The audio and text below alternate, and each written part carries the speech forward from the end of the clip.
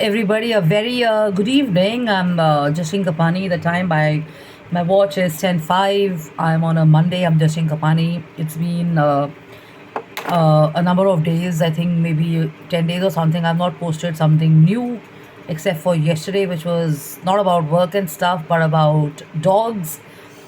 So I'm Jashin Kapani. I'm the founder and CEO of this setup and firm by the name of I'm Decor, DEKOR, and Design, DESIGN, wherein we design, manufacture, supply, and customize home and office decor and interior solutions. We also have corporate gifting items and stuff.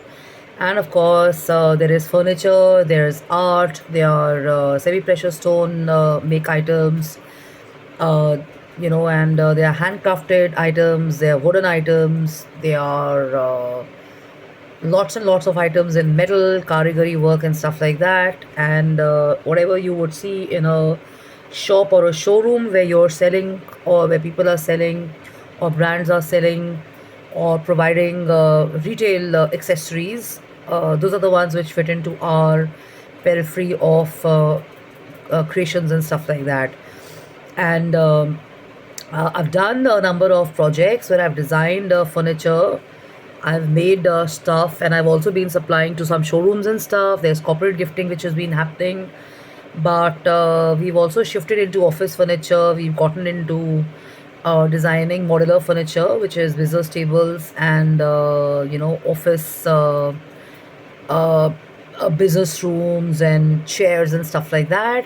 So you could take a look at my social media pages for the information. We are yet to launch officially. To some, it may sound like I'm justifying, but it is true. It's a fact. For about 2 years or 2.5 years, I have been challenging some health concerns and stuff like that, and I'd been recommended to not get into work in a big fashion because of whatever reasons. But nevertheless, I think I've done good. I've exceeded, and I've kind of counter, uh, I've kind of risen above those challenges and stuff like that. And here I am before you on a Monday morning.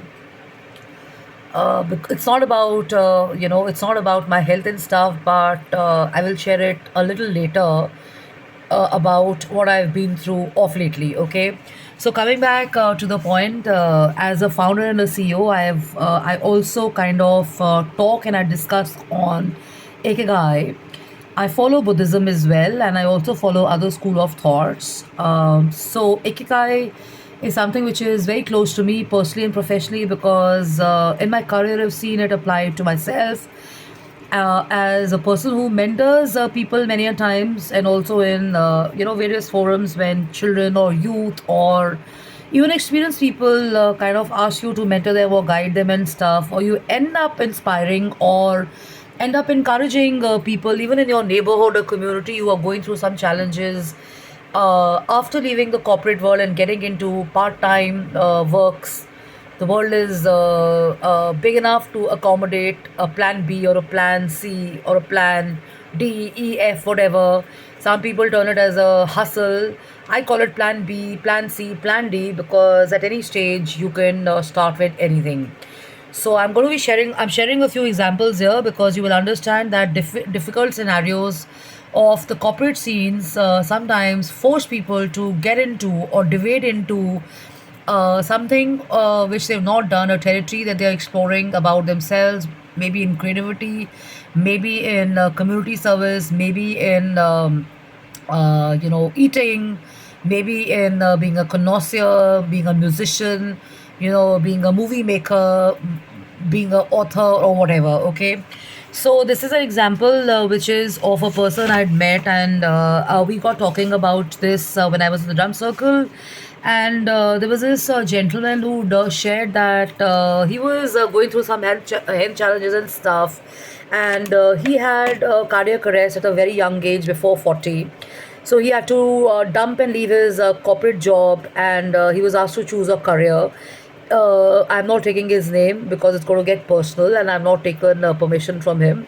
But what I remember from that chat, when we were doing something for for a slum village in Delhi was that because he had become a I mean, sickness hit him very early in life, so he was compelled and forced to leave his full time job, and he had to kind of adjust to some other things.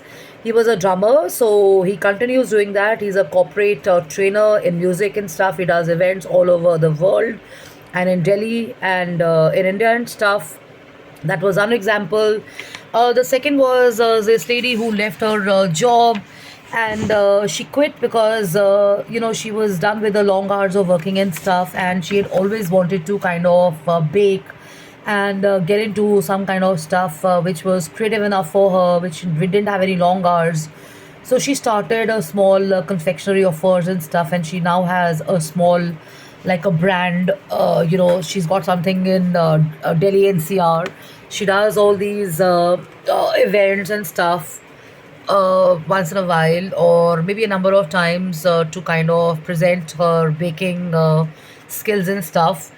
The third was is a person actually who I have now kind of started bonding with because I give my time to causes like stray dogs as well.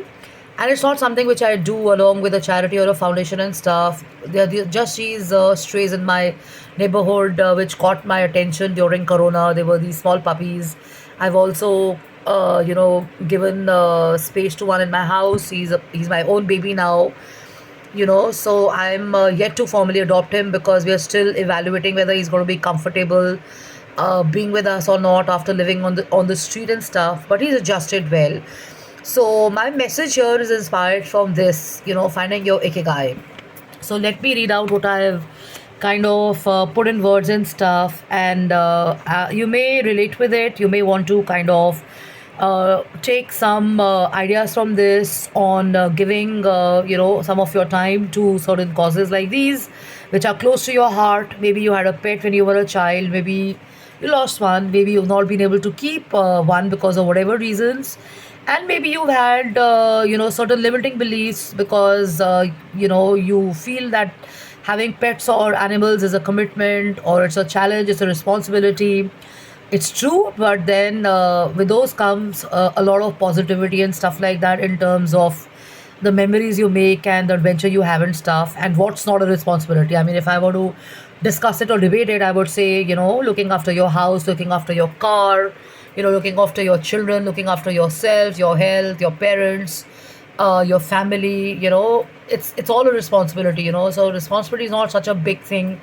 Yes, of course, it requires commitment and stuff, but the point is, along with that comes a lot of fun and joy, and the world opens up to stuff you may have left behind or stuff which you can actually now include in your life. That definitely adds more positivity and expands your life. Okay, so let me read out to you. So, how does an average person kind of live their life? What do they do? Most of the people spend their time in offices working, earning their living. Some of them call it surviving. Some of them say we are, paying our bills. We've got ends to meet and stuff. We are surviving. We've got children to take care of. We've got EMIs to pay. Everybody does. Let's face it, most of the people, if you go for shopping and stuff, you want to buy a TV, you want to kind of get into buying a house, you want to buy a car.